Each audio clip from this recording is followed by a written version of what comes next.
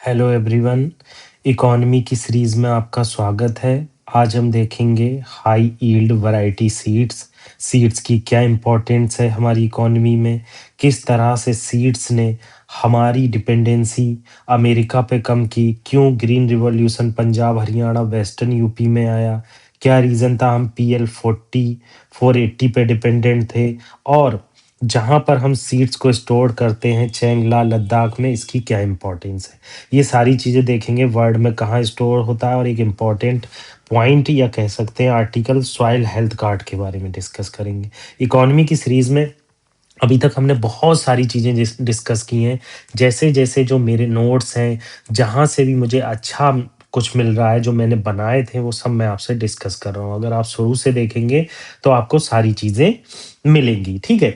तो यहाँ पर बात करते हैं पहले हम quality seeds and green revolution high yield variety seeds. तो ये एक इम्पॉर्टेंट टॉपिक है हमारे एग्जाम पॉइंट ऑफ व्यू से। तो क्या बात कर रहे हैं, quality seeds directly increase yield potential. देखो इस केस में क्या है, क्वालिटी सीड्स का मतलब समझो। यहाँ पर बहुत ज़्यादा कंफ्यूजन हो सकती है अगर आपके अंदर क्यूरियोसिटी है, क्वेश्चन करने की क्षमता है। जैसे किसी किसान ने कोई सीड्स लिए और उन सीड्स को क्या किया, खेत में बो दिए, ठीक है। उनको अच्छा उससे फसल प्राप्त हुई, फिर वो किसान ने कुछ सीड्स सेव करके रख लिए, फिर उसने बो दिए खेत में, फिर उसको थोड़ा सा बेटर मिला, मतलब पहले से कम मिला। ऐसे ही क्या हुआ, खेत में किसान करता रहा और उसको क्या है, जो यील्ड है वो कम मिलती गई। तो उसको ये लगा ऐसा क्यों हो रहा है। देखो ये एक इम्पॉर्टेंट चीज है। इस तरह की प्रॉब्लम क्यों आती है कि हमारी जो प्रोडक्टिविटी है वो डिक्लाइन होती चली जाती है। ऐसा क्या होता है कि प्रोडक्टिविटी डिक्लाइन हो जाती है, ये हमें बहुत अच्छे से सोचना है। तो क्या होता है इसमें, जो सीड्स हैं वो रीयूज होते रहते हैं, मतलब जनरेशन टू जनरेशन, एक जनरेशन का यूज हुआ फिर दूसरी जनरेशन का। तो इससे क्या होता है, क्वालिटी जो है उनकी डिक्लाइन हो जाती है। जैसे क्या होता है, समय के साथ इंसान बीमारियों को नहीं सह पाता है और बीमारियां जो है उसको लगती रहती हैं। तो ऐसे ही क्या होता है, हमें जो है अच्छी क्वालिटी के सीड्स चाहिए होते हैं अपनी पैदावार को इंक्रीज करने के लिए। तो क्या होता है, गुड क्वालिटी के सीड्स क्या करते हैं, हाई जर्मिनेशन रेट होता है उनका, जेनेटिक प्योरिटी होता है, और रेजिस्टेंस टू डिजीज होता है। अब हाई जर्मिनेशन क्या होता है, देखो क्या होता है, जैसे मान लो आपने 100 सीड्स डाले किसी खेत में, तो 90% जो है वो सीड्स क्या है, प्लांट देंगे। ये होता है हाई जर्मिनेशन। मतलब यहां से एक चीज साफ होती है कि आपको अगर अच्छा पैदावार करनी है तो सीड्स की क्वालिटी बहुत अच्छी होना चाहिए। और सीड्स की क्वालिटी कब मिलेगी, ये अगर आप देखोगे तो सीड्स की क्वालिटी में मैं आपको एक बात बता दे रहा हूँ यहाँ पर। जैसे क्या होता है, हाई यील्ड वैरायटी के सीड्स कैसे बनाए जाते हैं, क्यों ये अलग होते हैं, जेनेटिकल मॉडिफिकेशन से। जैसे बीटी ब्रेंजल है, बीटी कॉटन है, उससे अलग क्यों होते हैं। देखो क्या होता है, जैसे ये सीड्स है, कोई मान लीजिए नया सीड है, नया प्लांट है, उसका फ्लावर है, उस फ्लावर में से पॉलन ले लिया हमने। पॉलन क्या होता है, एक एक फ्लावर का पार्ट होता है, उस पॉलन पाउडर नुमा पार्ट होता है। जब क्या करता है ये दूसरे प्लांट, अब ये क्या है, इसकी ग्रोथ बहुत अच्छी है इस सीड्स की। ये जो सीड है इसकी ग्रोथ बहुत अच्छी है और मोटा अनाज है और पैदावार ज्यादा। मगर दूसरा सीड जो है ये क्या करता है, रेजिस्टेंस है। रेजिस्टेंस मतलब ये बीमारियों से लड़ने की क्षमता है इसके अंदर, जो है डिजीज से लड़ने की क्षमता है। तो ये सीड्स, इसका पॉलन इसके फ्लावर से इंटरेक्ट करेगा। जब ये इंटरेक्ट करेगा उसे हम कहते हैं क्रॉस पॉलिनेशन। इससे क्या होगा, नए सीड्स डेवलप होंगे। इस प्रोसेस को क्या कहते हैं, नेचुरली डेवलपमेंट ऑफ सीड्स। तो इससे क्या होता है, हाई यील्ड वैरायटी के सीड्स बनते हैं। तो ये इंपॉर्टेंट है। जबकि जेनेटिकली मॉडिफिकेशन में क्या किया जाता है, जैसे कोई प्लांट है ये बहुत अच्छी ग्रोथ दे रहा है, तो इसके जीन में तब्दीली की जाती है और बाहर से कुछ ऐसे तत्व ला दिए जाते हैं जो इसकी डिजीज रेजिस्टेंस बढ़ाए। तो ये बाहर से जब चीज लाई जाती है उसको हम जेनेटिकली मॉडिफिकेशन कहते हैं, जो इंडिया के लोग अपनाने से कतराते हैं। इसीलिए केवल non food crop BT cotton में ही ये जेनेटिकली मॉडिफिकेशन यूज हुआ है इंडिया में अब तक। तो इस तरह से मेन जो कॉन्सेप्ट है अगर आपको यही नहीं पता है हाई यील्ड वैरायटी के सीड्स कैसे बनते हैं और जेनेटिकली मॉडिफिकेशन जिसे जीएम क्रॉप के नाम से जाना जाता है, ये क्यों अलग है इससे, तो आपको कंफ्यूजन बना रहेगा। तो यहाँ पर हमने देखा कि किस तरह से अगर हम अच्छी क्वालिटी के सीड्स लेते हैं तो वो डिजीज से रेजिस्टेंस करते हैं, बेटर क्रॉप मिलती है, हाई प्रोडक्टिविटी मिलती है और हमें फर्टिलाइजर्स की ज़रूरत भी कम पड़ती है। इस तरह से यील्ड क्या होती है, 15 से 25% तक बढ़ जाती है। तो यहाँ पर ये इंपॉर्टेंट चीज़ आपको पता होना चाहिए, क्वालिटी सीड्स क्यों इंपॉर्टेंट है। तो पहले हमने देखा क्वालिटी सीड्स की इंपॉर्टेंस में पहला पॉइंट कि यील्ड को डायरेक्टली इंक्रीज करता है। मैंने बताया कि जीएम क्रॉप से किस तरह से high yield variety seeds difference है। अब आपको फाउंडेशन मजबूत है तो आप कुछ भी पढ़ लीजिए। अब नेक्स्ट आप पढ़ लेंगे, आपको इजीली समझ में आएगा क्या है। High yield variety seeds were the backbone of the green revolution. अब आपका कॉन्सेप्ट क्लियर हो गया कि हाई यील्ड वैरायटी के सीड्स क्या होते हैं, क्यों इंपॉर्टेंट हैं। अब बैकबोन कह दिया ग्रीन रिवॉल्यूशन से, क्यों कह दिया, देखो क्या होता था, अमेरिका ने क्या किया था, हमें पीएल 480, ये बहुत फेमस कॉन्सेप्ट है, पीएल 480 के गेहूं दिए थे हमें, मतलब वीट। इससे क्या होता था, ये जानवरों को खिलाए जाते, तो इस समय हमारे यहाँ फूड क्राइसिस चल रहा था। तो जब 1960 में हाई यील्ड वैरायटी के सीड्स आए तो इन्होंने IR8 एग्जाम्पल है, ये कुछ राइस डेवलप किया, कल्याण सोना वीट डेवलप किया। इसने क्या किया, इंडियन एग्रीकल्चर को रिवॉल्यूशनाइज कर दिया। ठीक है, मैच्योर फास्टर हमें सीड्स मिले, क्रॉप की वैरायटी हमें बड़ी हुई मिली और जो ट्रेडिशनल वैरायटी थी उसके कंपैरिजन में यील्ड हमें ज्यादा मिला। तो ये ग्रीन रिवॉल्यूशन का बैकबोन था। ठीक है, आगे क्या बात की जाती है कि जो हाई यील्ड वैरायटी के सीड्स हैं इनको परफॉर्म करने के लिए बेटर इरिगेशन और फर्टिलाइजर्स चाहिए। क्या, क्योंकि देखो क्या होता है, हाई यील्ड वैरायटी के जो सीड्स हैं ये मॉडिफाइड है, नेचुरली मॉडिफाइड है। तो इनकी खासियत क्या होती है, अगर इनको एडिक्वेट पानी मिलेगा, केमिकल फर्टिलाइजर मिलेगा और पेस्टिसाइड्स मिलेंगे तो इससे क्या होगा, ये बहुत ज्यादा यील्ड देंगे। तो पानी किस रीजन में ज्यादा था, पंजाब, हरियाणा और वेस्टर्न यूपी। तो आप अगर ग्रीन रिवॉल्यूशन देखोगे तो मेनली ये जो डिस्ट्रिक्ट है, सॉरी ये स्टेट जो है, इनके जो डिस्ट्रिक्ट है इसमें जो है ग्रीन रिवॉल्यूशन मिलेगी, क्योंकि कनाल इरिगेशन बहुत अच्छी थी, ट्यूबवेल्स बहुत चलाए गए। यही रीजन है, देखो ग्रीन रिवॉल्यूशन एक वन ऑफ द प्रॉस और कॉन्स कह सकते हैं ग्रीन रिवॉल्यूशन का, कि वाटर लेवल पंजाब के रीजन में डिग्रेड हो रहा है, सॉइल की हेल्थ डिक्लाइन हो रही है और बहुत सारे क्राइसिस देखने को मिल रहे हैं। तो ये चीज हमने देखी कि हाई यील्ड वैरायटी के सीड्स को परफॉर्म करने के लिए एज्योर्ड इरिगेशन और फर्टिलाइजर्स की जरूरत होती है। नेक्स्ट क्या है, अभी ये मैंने आपको बताया कि किस तरह से अमेरिका पीएल 480 हमें फूड इंपोर्ट करता था, हमारा देश क्राइसिस में था, फूड शॉर्टेज में था। उस टाइम पर क्या किया, फूड डेफिशिएंट नेशन को, कंट्री को हाई यील्ड वैरायटी के सीड्स ने सरप्लस फूड ग्रेन प्रोवाइड किया। तो ये आपको पता होना चाहिए, हम सेल्फ सफिशिएंट हो गए, ज्यादा से ज्यादा एक्सपोर्ट करने लगे, food corporation of India buffer stock में भरने लगा और लोग जो है अच्छे प्राइस भी मिलने लगे। ग्लोबल फूड प्राइस स्टॉक जो है हमें आगे देखने को नहीं मिला। तो ये इंपॉर्टेंट चीज है। नेक्स्ट बात की जाती है, high yield varieties encourage multiple cropping and cropping intensity rise. देखो क्रॉपिंग इंटेंसिटी इसीलिए हम लोगों ने पहले इकोनॉमी की सीरीज में डिस्कस कर लिया है।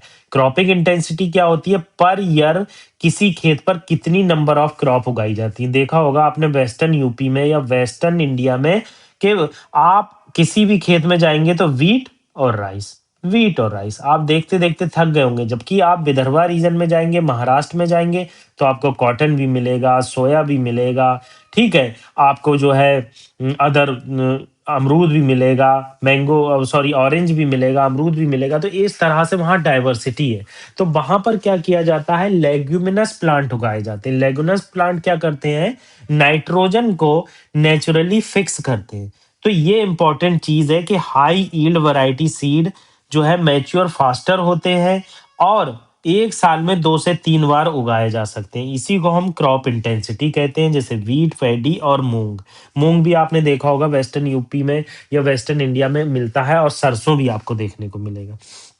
अब क्या बात की जाती है, quality seed contribute to farmer income. ये तो मैंने बता ही दिया किस तरह से यील्ड पर हेक्टेयर बढ़ती है, इसमें फार्म की इनकम देखने को मिलेगी। और एग्रीरियन जो डिस्ट्रेस है, जो सुसाइड रेट है, वो भी काफी डिक्लाइन हो जाता है। ठीक है, तो ये चीज देखी हमने। तो हमने यहाँ पर ये जाना कि हाई यील्ड वैरायटी सीड्स के फायदे क्या क्या है, नुकसान क्या क्या है, जीएम क्रॉप से किस तरह से सॉरी कंपेयर कर सकते हैं।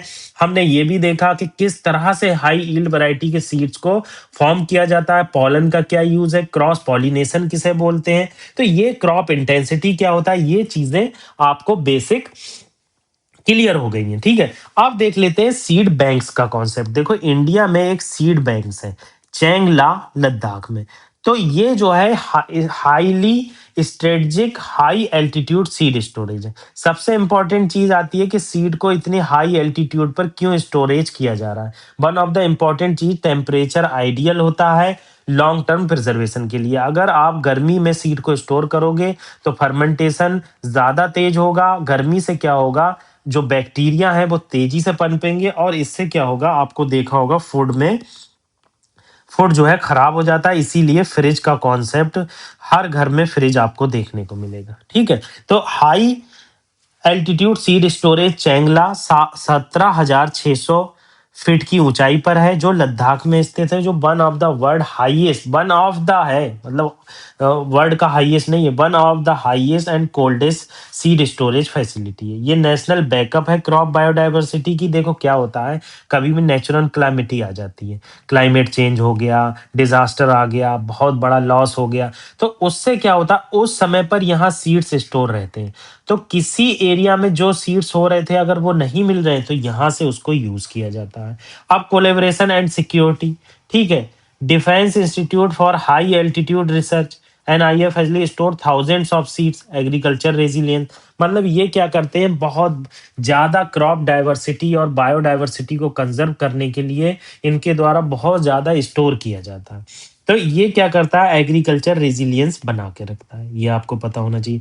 तो मेन इंपॉर्टेंट चीज क्या है कि इंडिया सीड बैंक कहाँ बनाया गया है, चैंगला में बनाया गया है, कितनी ऊंचाई पर है, हाँ इसका टेम्परेचर आइडियल क्यों है, इतने कम टेम्परेचर पर क्यों रखते हैं, क्यों बायोडायवर्सिटी और क्लाइमेट चेंज से निपटने के लिए इंपॉर्टेंट है, और कैसे हमारे सीड की फैसिलिटी को ये सिक्योरिटी प्रोवाइड करता है। ये देख लो, इस तरह का है फोटो, आप देख लो, इससे आपको चीज कंफर्म हो जाएगी।